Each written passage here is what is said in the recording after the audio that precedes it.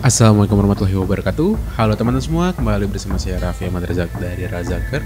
Dan di video kali ini kita akan membahas hashtag yang sangat-sangat ramai di minggu lalu, yaitu hashtag Indonesia Gelap.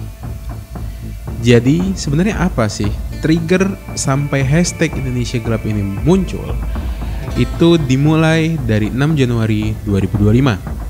Pada saat MBG mulai diterapkan, perencanaan dan pelaksanaannya itu menuai banyak kontroversi. Seperti Direktur Selios Lembaga Riset Ekonomi dan Hukum bilang kalau kebijakan ini boros dan gak tepat sasaran. Pak Prabowo juga pernah memakai anggaran pribadinya buat ngebiayain MBG.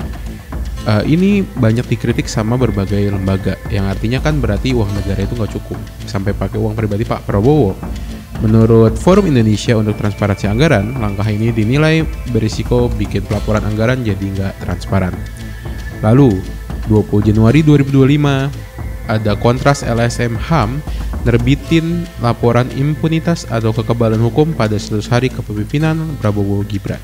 Isinya bilang kalau pemerintah cenderung belum nunjukin komitmen buat nuntasin kasus pelanggaran berat HAM masa lalu. Pemerintah justru terlihat berupaya ngelakuin pemutihan terhadap kejahatan yang pernah terjadi. Lalu 22 Januari 2025, Pak Prabowo ngesahin Inpres nomor 1 tahun 2025 yang berisi tentang efisiensi anggaran. Banyak lembaga yang jadi kena dampak efisiensi. Kementerian Kesehatan sampai 19,63 triliun rupiah, lalu Kementerian Pendidikan Tinggi, Sains dan Teknologi hingga 22,54 triliun rupiah, lalu KPK hingga 201 miliar rupiah, Kementerian Pendidikan Dasar Menengah hingga 8 triliun rupiah.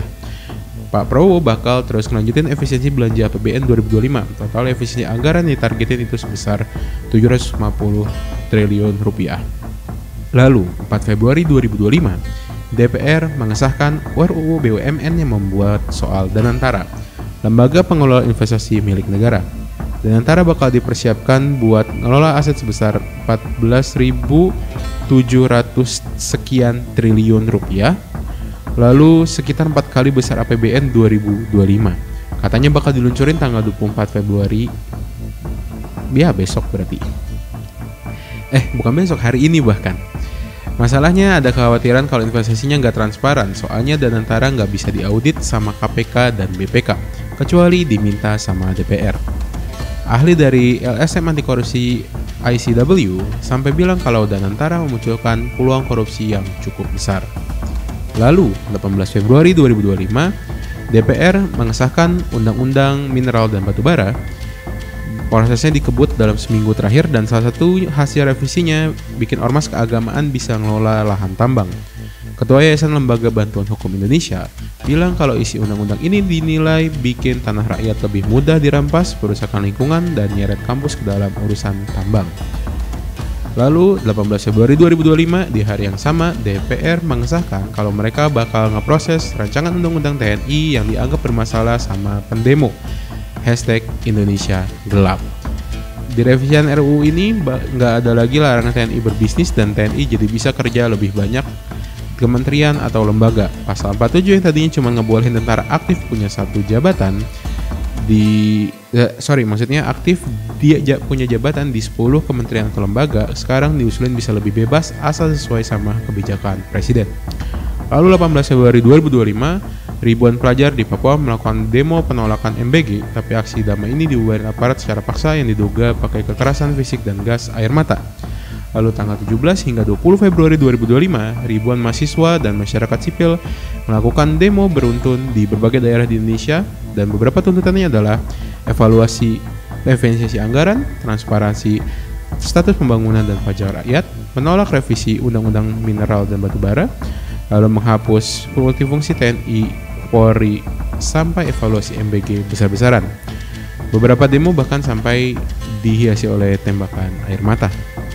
Dan aksi ini yang tadi menjadi tuntutan mahasiswa, itu mahasiswa turun ke jalan tanggal 17, dilanjut tanggal 18 dan 19. Jadi memang seminggu kemarin itu full aksi demo, bahkan ini tuh berbenturan sama beberapa hal lainnya gitu yang terjadi, kayak sebenarnya pelantikan kepala daerah, seluruh kepala daerah di Indonesia, lalu reshuffle Kementerian Ristek dan Teknologi, dan lain-lain gitu. Jadi emang minggu lalu tuh banyak banget hal yang berbenturan dan cukup rusuh ya teman-teman. Berdasarkan data kemarin, mahasiswa itu pada saat demo itu meneriakan bahwa mereka meminta untuk mengkaji ulang dampak dari efisiensi anggaran yang diatur dalam Impres nomor 1 tahun 2025. Terutama jika efisiensi anggaran dialihkan untuk program makan bergizi gratis atau MBG dan bukan program prioritas seperti pendidikan.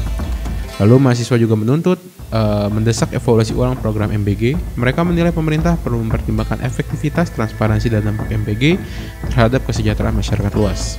Lalu sebelumnya rencana pemberian wilayah izin usaha pertambangan khusus atau WIUPK bagi perguruan tinggi disepakati untuk diusulkan seluruh fraksi DPR RI pada Senin.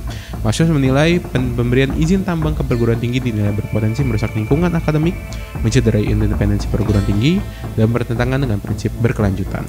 Lalu mahasiswa juga meminta Kemendikti-Saintek menyatakan bahwa tukin dosen ASN tidak dapat dibayarkan sejak 2020 hingga 2024. Mahasiswa menuntut pemerintah memberikan hak-hak dosen yang belum diberikan. Lalu, mahasiswa mendesak Presiden Prabowo untuk menerbitkan segera Perpu Perampasan Aset, di mana draft RUU Perampasan Aset telah mengendap 17 tahun di meja DPR.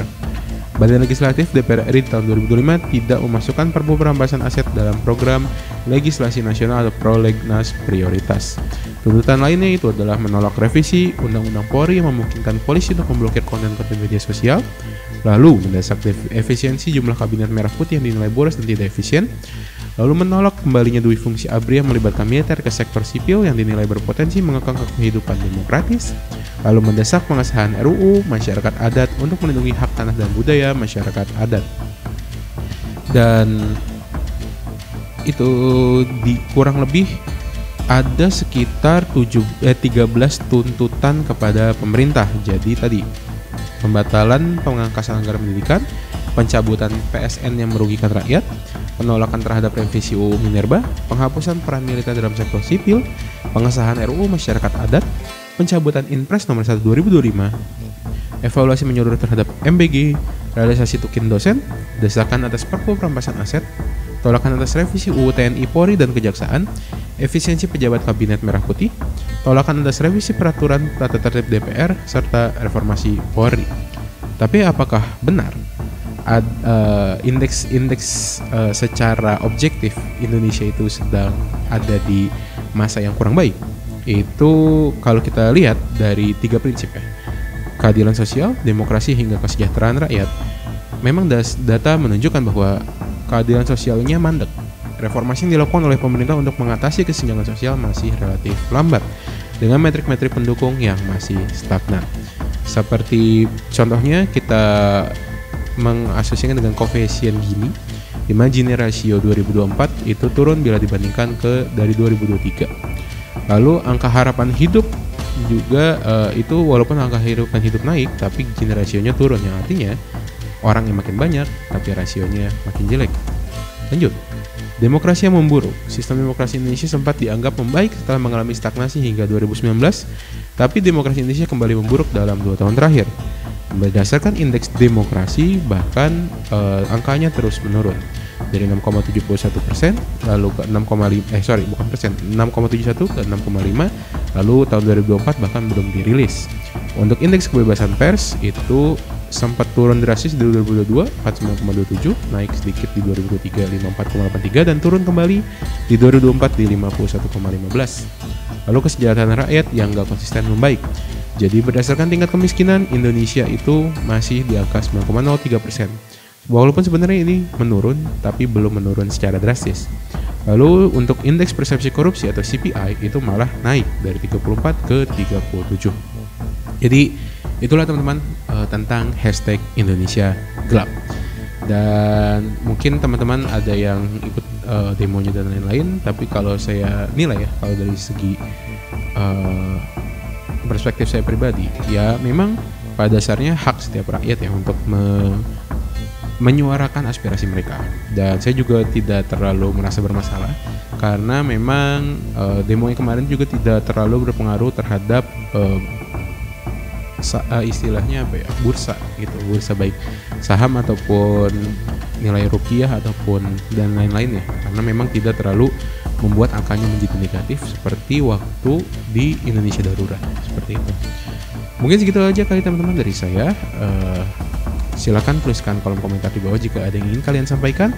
Jangan lupa like videonya, subscribe channelnya, dan share sebanyak mungkin orang agar literasi Indonesia semakin meningkat. Nama saya Raffi Ahmad Razak, mewakili Razaker. Izin pamit undur diri. Assalamualaikum warahmatullahi wabarakatuh. Sampai jumpa.